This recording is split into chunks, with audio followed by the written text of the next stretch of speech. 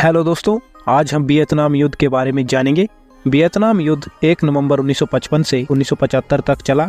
ये युद्ध शीतकाल में वियतनाम, लाओस तथा कंबोडिया की धरती पर लड़ा गया। ये एक भयंकर युद्ध था। ये युद्ध प्रथम इंडो चाइना के बाद ये युद्ध उत्तरी वियतनाम और दक्षिणी वियतनाम की सरकार के बीच लड़ा गया।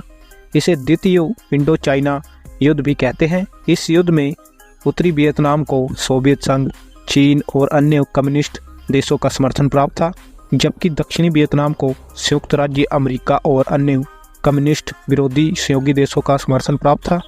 वियतनाम युद्ध के दौरान भी दुनिया के सबसे शक्तिशाली देश माने जाने वाले अमेरिका को इस युद्ध में हार का सामना करना पड़ा था।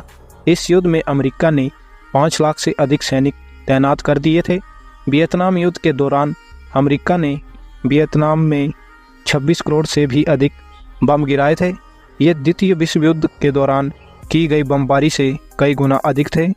इतना सब करने के बाद भी अमेरिका को हार का सामना करना पड़ा। अमेरिका ने अपनी सेना को वापस बुला लिया। छोटे से देश वियतनाम ने कैसे अमेरिका की इतनी बड़ी सेना को धूल चटा दी। वियतनाम युद्ध के बारे में जानने से पहले इसके इतिहास पर नज़र डालते हैं। 19वीं शताब्दी के मध्य तक ब्रिटेन और पुर्तगाल और फ्रांस जैसे देश दुनिया के अलग अलग कोने में जाकर देशों को अपना गुलाम बना रहे थे। सन 1857 तक वियतनाम में सब कुछ नॉर्मल था, यहाँ तक कि लाओस, कंबोडिया देश भी उस समय वियतनाम का हिस्सा हुआ करते थे। 1858 में फ्रांस की सेना ने वियतनाम में घुसना शुरू किया और लगभग 20 सालों में पूरी तरह से वियतनाम पर कब्जा कर लिया था। उस समय पूरी दुनिया में इसे इंडो चाइना के नाम से जाना जाता था। बाद में यही इंडो चाइना 3 हिस्सों में बढ़ गया, जो आज वियतनाम, लाओस और कंबोडिया के नाम से जाने जाते हैं। 1941 तक फ्रांस का आराम से इंडो चाइना पर शासन करता रहा, लेकिन द्वितीय विश्व युद्ध के दौरान जापान जब बहुत से दक्षिण एशिया के देशों पर अपना कब्जा कर रहा था, उसी समय जापान ने इंडो चाइना पर भी हमला कर दिया। जापान की ये दखलंदाजी इंडो चाइना की कम्युनिस्ट नेता हो ची मिन को बिल्कुल भी रास नहीं आई।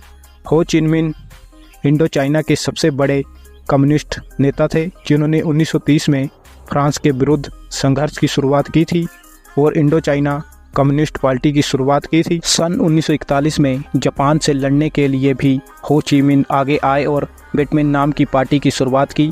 दूसरे विश्व युद्ध में चीन और अमेरिका दोनों ही जापान के दुश्मन थे।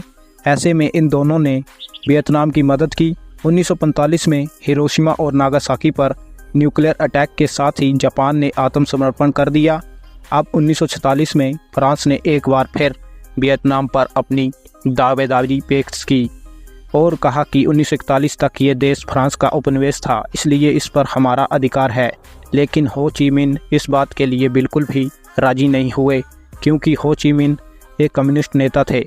ऐसे में अमेरिका को चिंता हुई कि कहीं वियतनाम पूरी तरह से एक कम्युनिस्ट देश ना बन जाए। इसके लिए उसने फ्रांस को सपोर्ट करना शुरू किया। अमेरिका की मदद से फ्रांस ने इंडो चाइना के दक्षिण हिस्से पर कब्जा कर लिया, जिसे दक्षिण वियतनाम का नाम दिया गया और बाओ दाई को यहाँ का राष्ट्रपति बना दिया गया। और वहीं उत्तरी वियतनाम में हो ची मिन सत्ता संभाल रहे थे। अमेरिका चाहता था कि वियतनाम एक डेमोक्रेटिक देश बन। सन 1950 तक विश्व भर में शीत युद्ध की शुरुआत हो गई थी। 1949 में उत्तरी वियतनाम और दक्षिणी वियतनाम को एक करने की बात हुई थी, लेकिन एक होने पर देश में कम्युनिस्ट पार्टी की सरकार रहेगी या फिर लोकतांत्रिक पार्टी की सरकार रहेगी, इस बात पर विवाद शुरू हो गया। उत्तरी वियतनाम में तो पूरी तरह कम्युनिस्ट पार्टी का शासन था, वहीं दक्षिणी वियतनाम बाओ दाई ने भी तानाशाही शुरू कर दी। ये बात अमेरिका को ज़्यादा पसंद नहीं आई, क्योंकि अमेरिका हमेशा से ही तानाशाही और कम्युनिस्ट के खिलाफ रहा है।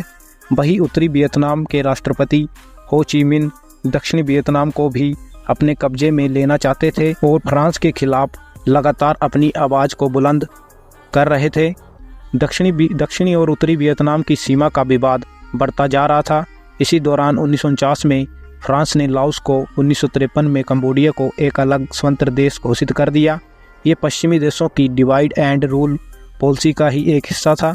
26 अप्रैल 1954 को फ्रांस और वियतनाम के बीच जेनेवा अकॉर्ड के तहत संधि हुई। अमेरिका ने साउथ वियतनाम में बाओ दाई की जगह नगो धीन दीम को राष्ट्रपति बना दिया, क्योंकि धीन दीम एक कैथोलिक था। क्योंकि वियतनाम में अधिकतर लोग बौद्ध धर्म को मानते थे, बौद्ध अनुयायियों को मारना निगो धीन दीन ने शुरू कर दिया और उन्हें सताना शुरू कर दिया। अब दक्षिणी वियतनाम के लोग भी उत्तरी वियतनाम को सपोर्ट कर रहे थे और खुद निगो धीन दीम के शासन से मुक्ति चाहते थे।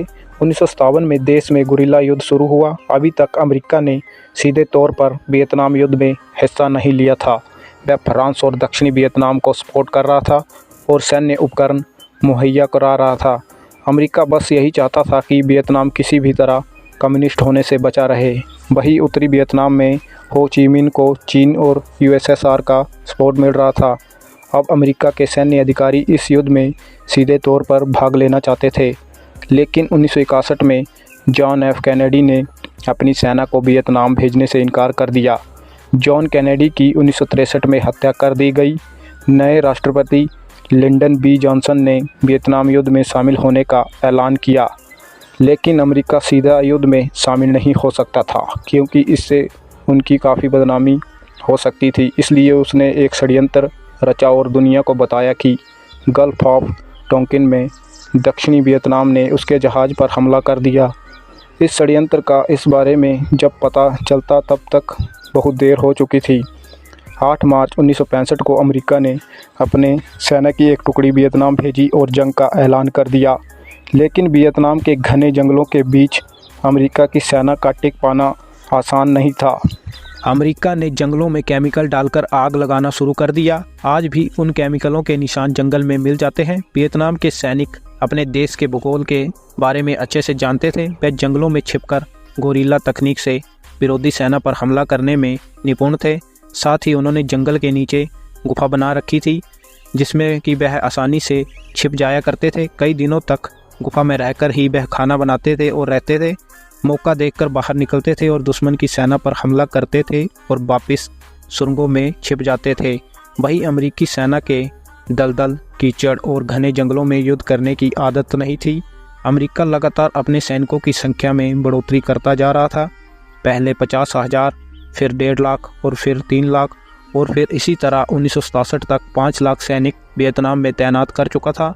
वियतनामी लोगों में बच्चे, महिला और जवान सभी अमेरिकी सेना का सामना कर रहे थे। अमेरिका ने 1968 में वियतनाम में कत्लेआम शुरू कर दिया। वियतनाम पर बमबारी शुरू कर दी।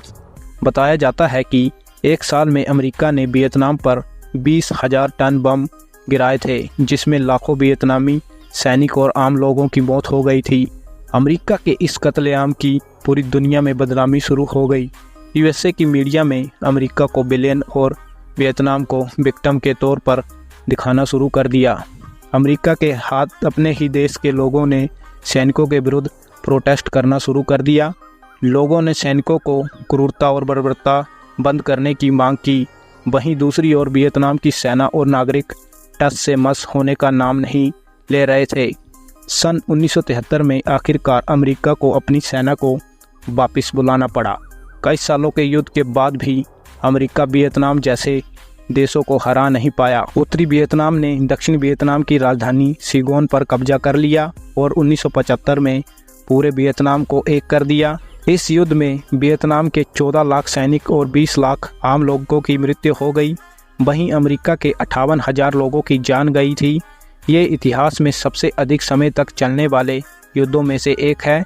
एक महाशक्ति होने के बावजूद भी एक छोटे से देश की बहादुरी और हिम्मत के आगे अमेरिका को भी झुकना पड़ा। इस युद्ध में अमेरिका को हार का मुंह देखना पड़ा।